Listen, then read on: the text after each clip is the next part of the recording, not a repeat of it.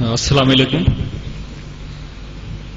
آج کے اس कार्यक्रम کے لیے یہاں پہ خاص طور سے ممبئی سے آئے ہوئے ڈاکٹر شعیب سید صاحب، اس कार्यक्रम کو منعقد کرنے والے یہاں کے مقامی لوگ اور یہاں پہ بڑی تعداد میں حاضر ہمارے سارے بھائی اور بہنوں، سب سے پہلے میں اسلامک ریسرچ سینٹر کا شکریہ ادا کرنا چاہوں گا کہ انہوں نے اس कार्यक्रम میں شرکت کرنے کو موقع دیا اور ایک بڑا ہی اچھا कार्यक्रम یہاں پہ منعقد کیا.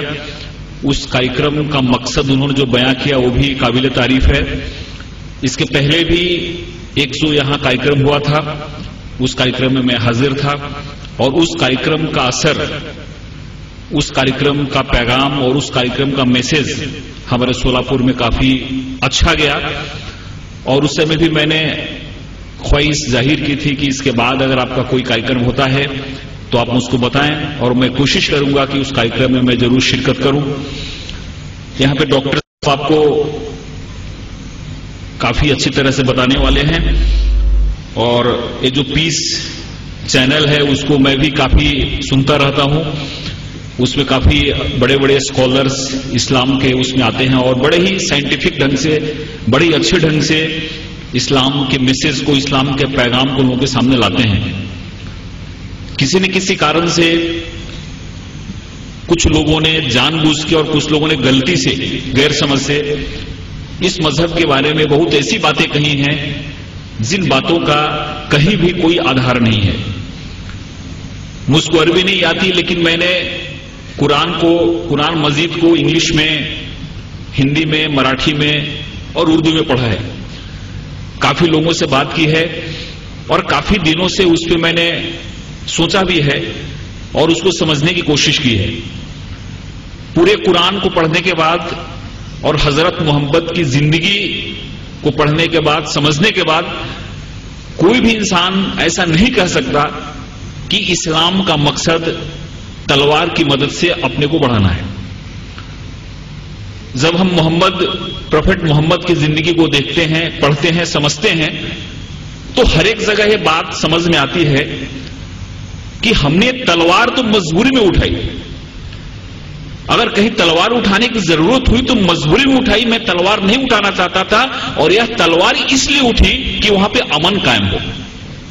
اس لیے تلوار اٹھانے کا مقصد لڑائی کرنا نہیں، جنگ کرنا نہیں، بلکہ تلوار اٹھانے کا مقصد ہے امن کو قائم کرنا. اور وہ بھی مجبوری میں. تلوار نہیں اٹھانا چاہتے تھے لیکن لوگوں نے مجبور کر دیا. ایسے حالات تھے کہ تلوار نہیں اٹھاتے تو مشکل ہوتا.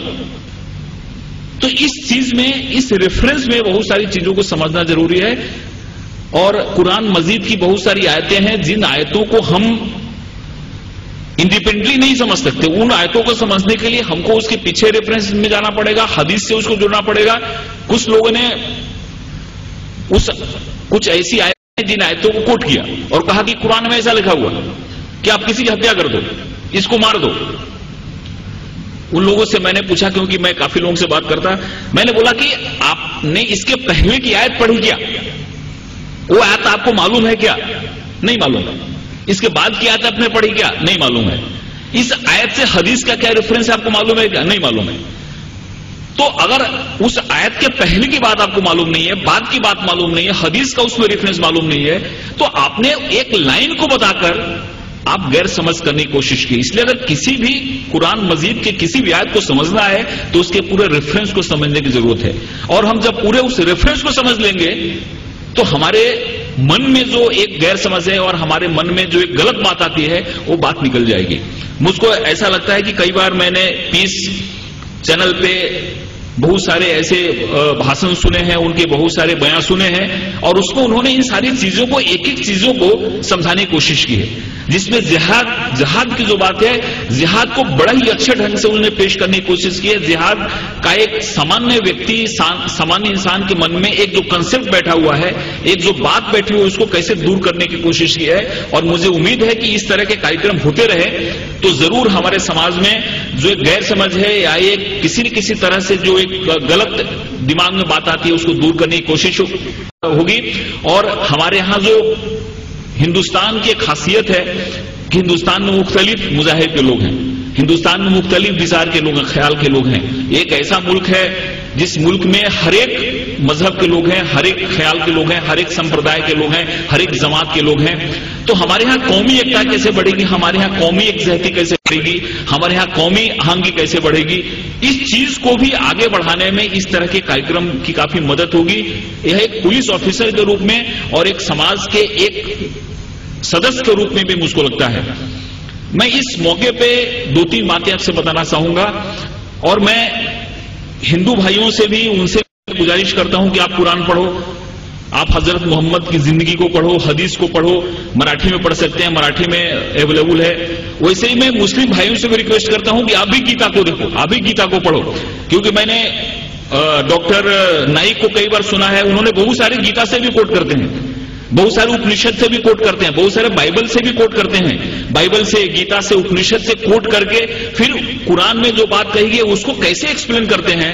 تو اس سے کیا ہوتا ہے کہ ایک ہر ایک ریلیجن کے بارے میں ایک ہمارے سامنے ایک اچھا پکچر آتا ہے. اس لیے دوستوں یہ جو کاریکرم ہے یہ کاریکرم کافی اچھا ہے, اور ہمارے یہاں قومی ایکتا کو بڑھانے کے لیے, ایک مذہب کا جو صحیح روپ ہے وہ سب کے لانے کے لیے کافی فائدہ مند ہوگا. میں یہی آپ سے کہنا چاہوں گا کہ 2-3 چیز میں آپ سے کہنا چاہوں گا اس موقع پہ, اور اس کے لیے میں نے 2-3 حوالے آپ کے سامنے پیش کرنے کی کا سوچا ہے. پہلی بات ایسا کہ کسی بھی بات کو اور کہنا ہے تو اس بات کا اگر آپ ادہارن دیتے ہیں تو بات اچھی طرح سمجھ میں آتی ہے, کیونکہ جو آدمی بہت پڑھا لکھا نہیں ہے اس کے سامنے اگر ہم فلسفی کی بات کریں گے, بہت اونچے سدھانت کی بات کریں گے تو اس کو سمجھ میں نہیں آتا. لیکن ہم جیسے ہم کسی بچے کو پڑھاتے ہیں اور ہم حوالہ دیتے ہیں کہ دیکھو ایسا ہے, ایک آدمی وہاں پہ ایسا گیا, اس نے ایسا کیا, تو اس سے کیا ہوتا ہے کہ اس کو بات سمجھ میں آ جاتی ہے. تو میں حضرت محمد کی زندگی سے 2-3 چیزیں آپ کو بتانا چاہوں گا, اور ہر ایک جگہ میں بتانے کی کوشش کرتا ہوں کیونکہ وہ بات ہمارے دل میں بیٹھ جاتی ہے. آپ کو معلوم ہوگا کہ جب حضرت محمد نے اسلام خدا کے پیغام کو کے مطابق لایا اور اس کو بنانا شروع کیا, اس سمے عرب کی استھتی کیسی تھی؟ ہر ایک جگہ مار کاٹ ہو رہا تھا, ہر ایک جگہ جنگ ہو رہی تھی, کہیں پہ بھی انسان کو شانتی نہیں تھی, کہیں پہ بھی امن نہیں تھا, کہیں بھی کسی طرح کا کوئی بھی نظام نہیں تھا, نہ تو سیاسی نظام تھا نہ تو سماجی نظام تھا, جس کو جو لگتا تھا وہ کرتا تھا, کہیں بھی کسی طرح کا کوئی وصول نہیں تھا.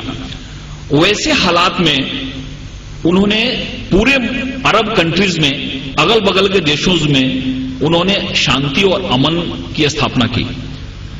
800 عیسوی سے لے کے 1200 عیسوی کا جو سمے ہے جس میں اسلام اپنے عروج پہ تھا, اپنی بلندی پہ تھا, اس میں سائنس, ٹیکنالوجی, فلسفی, آرکیٹیکٹ, تجارت, بیاپار, ان ساری چیزوں کی اتنی ترقی ہوئی جتنی ترقی کبھی بھی نہیں ہوئی.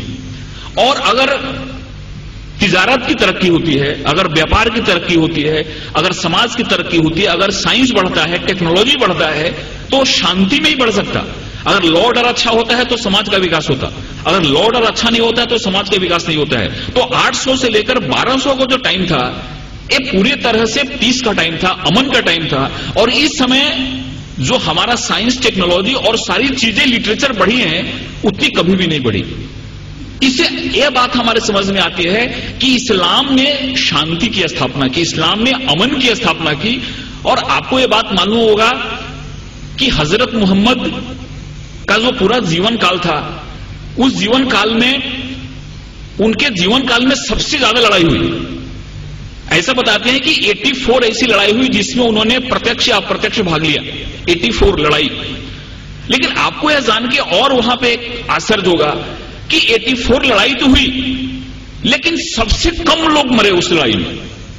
اگر ایک لڑائی ہوتی ہے تو اس میں ہزاروں لوگ مارے جاتے ہیں, لیکن اس 84 لڑائی میں جو ریکارڈ بتاتا ہے اس ریکارڈ کے حساب سے کیول 1014 لوگ مرے. اور جہاں کہیں بھی لڑائی ہوتی تھی حضرت محمد کا حکم رہتا تھا کہ کسی بھی ایسے ویکتی اور انسان کو مت مارو جو لڑائی نہیں کرتا. خواتینوں کو محفوظ رکھو، بچوں کو محفوظ رکھو، جو ضعیف ہیں ان کو محفوظ رکھو. اگر کہیں سے گزرتے ہو اور وہاں پہ اگر کسی کسان اور کسی کی پیداوار کو نقصان ہوتا ہے تو اس کو بچاؤ. اس لیے 84 لڑائیاں ہوئی اور ان لڑائیوں میں کیول 1014 لوگ مرے. دنیا کا سب سے بڑا ریکارڈ ہے.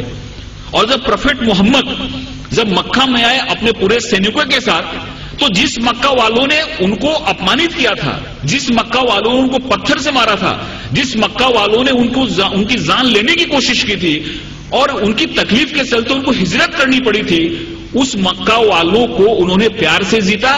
اور وہ مکہ کی جو فتح تھی ایسی فتح تھی جس میں خون کا ایک قطرہ بھی نہیں بنا. پروفیٹ محمد کو جتنا اپمانت کیا گیا تھا، پروفیٹ محمد کی زندگی کو جتنی تکلیف دی گئی تھی، اگر وہ چاہتے تو جس سمے انہوں نے مکہ میں پرویش کیا، مکہ کی فتح کی، اس میں ہزاروں لوگوں کا قتل کرا سکتے تھے، لیکن ایک بھی خون کا قطرہ نہیں بہا اور بڑے پیار اور محبت کے ساتھ انہوں نے مکہ کو فتح کیا.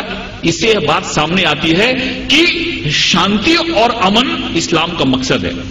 تلوار اٹھائی انہوں نے، تلوار اس لیے اٹھائی کہ تلوار اٹھانے کا ان کو حکم تھا، مجبوری تھی تلوار اٹھانا، کہ اگر تلوار نہیں اٹھاتے تو مذہب کا قیام نہیں ہو سکتا. اور ہر ایک جگہ گیتا میں بھگوان شری کرشن نے ارجن کو کہا کہ تم لڑائی کرو، اگر تم لڑائی نہیں کرو گے تو دھرم کی استھاپنا نہیں ہو پائے گی. ارجن وہاں سے بھاگ رہا تھا. ارجن نے بولا کہ پھر نہیں چلا تھا کیونکہ میرے سامنے تو ہمارے سارے ریلیٹو بیٹھے ہوئے ہیں. بھگوان شری کرشن نے کہا کہ یہاں پہ دھرم کی استھاپنا کے لیے تم کو لڑائی کرنی پڑے گی، تم کو لوگوں کو مارنا پڑے گا. اگر تم نے لڑائی نہیں کی تو دھرم کی استھاپنا نہیں ہوگی. تو ایک وشیش پرستھتی میں ہم کو لڑائی کرنے کی بھی ضرورت ہوتی ہے. ویسے پروفیٹ محمد نے اگر لڑائی کرنے کی بات کی تو وہاں پہ کی جہاں پہ لڑائی کرنا مجبوری تھا، اور وہاں پہ اگر لڑائی نہیں ہوتی تو شانتی کی استھاپنا نہیں ہوتی. اس لیے یہ بات ہمارے سامنے آتی ہے کہ سب سے بڑی جو بات ہے کہ اسلام جہاں جہاں انہوں نے ان کو جہاں جہاں وہ لوگوں کو مار سکتے تھے، جہاں جہاں خون خرابہ ہو سکتا تھا، وہاں پہ انہوں نے خون خرابہ نہیں ہونے دیا. کبھی کبھی انہوں نے اپنے کو خود اپمانت بھی ہوئے.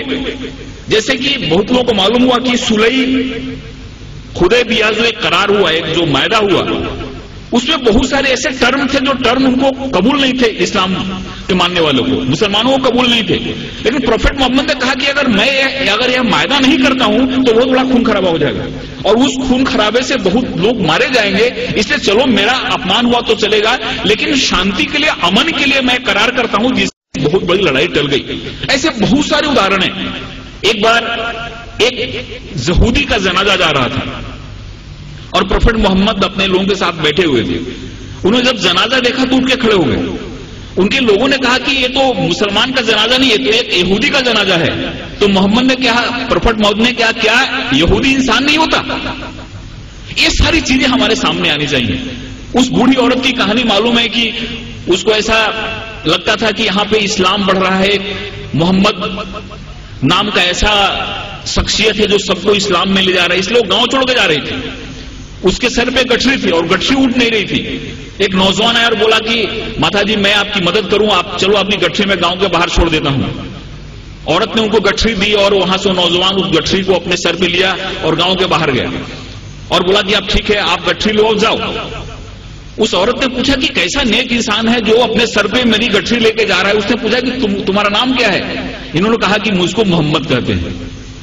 جس کے ڈر سے بھاگ رہی تھی وہی انسان اس عورت کی گٹھری کو اپنے سر پہ لے جا رہا ہے اور اس کو مدد کر رہا ہے. اور اسی دن عورت اسلام میں آ گئی.